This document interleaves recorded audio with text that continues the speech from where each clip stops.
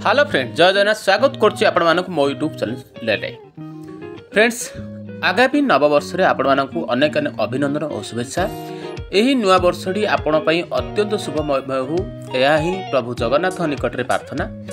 तेबे सब बेल तो आपण पई स्वास्थ्य संबंधी वीडियो सहित अन्य वीडियो मध्ये आनी थाए। तेबे आज मध्ये आनी एक स्वास्थ्य संबंधी वीडियो जो रही धनिया पत्र रो फायदा जदि आपण जानिबे ताहाले आपण पूरा आश्चर्य हेबे।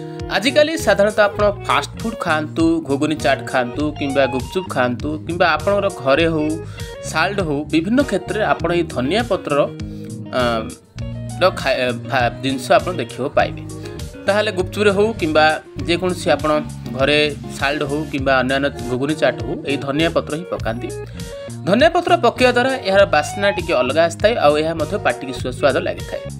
तेबे ए धनिया पत्र आमे तो एमती खाऊचे। जदि धनिया पत्र को आमे जदि नियमित खाइबा आर जूस जदि पीबा ताहले ये आम पई बहुत बेनिफिट आनी थाए।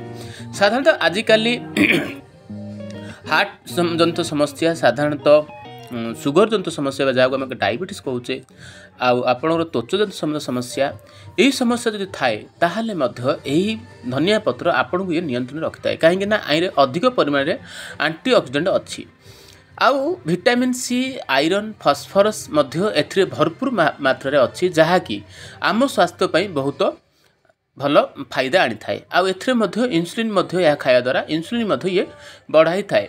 साधारणतः धनिया पत्र खाइबा द्वारा आपन कोलेस्ट्रॉल को ये नियंत्रण रखी थाए। आपन जदि मधुमेह जनित डायबिटीज समस्या थाए ताहले ए धनिया पत्र खाइबा द्वारा आपन को बहुत किछि उपकार मिली थाए।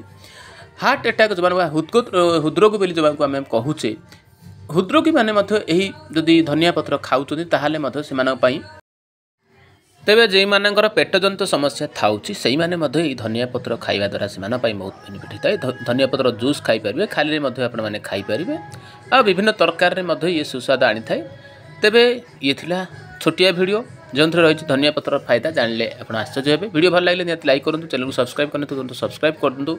आपड़ जेकोसी संबंधी वीडियो देखा चाहते से विषय में कमेंट कर निहाती भाव जनातु। मुझे वीडियो निहाती भाव देवी कहीं यही चैनल मुझे स्वास्थ्य संबंधी वीडियो सहित वास्तुशास्त्र संबंधी वीडियो सहित अन्य वीडियो पोस्ट करए।